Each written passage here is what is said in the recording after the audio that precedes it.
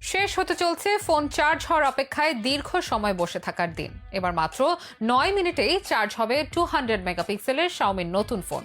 শুনতে অবিশ্বাস্য মনে হলো 4300 মেগাহার্টজের রেডমি নোট 12 মডেলের নতুন ফোনটি এবার চার্জ হবে 1 কাপ চা শেষ হওয়ার আগেই। তবে শুধু চার্জার আর ব্যাটারিতে নয়, শাওমি তাদের নতুন ফোনটিতে চমক রেখেছে ক্যামেরা থেকে শুরু করে দামেও। চলুন তাহলে জেনে নেওয়া যাক মাত্র 1 মিনিটে 3.5 লাখ ইউনিট বিক্রি হওয়া ফোনটিতে কোন কোন বিশেষ ফিচার নিয়ে হাজির হয়েছে শাওমি। বাংলাদেশি টাকায় কত টাকা গুনতে হবে শাওমির নতুন ফোনটি কিনতে হলে?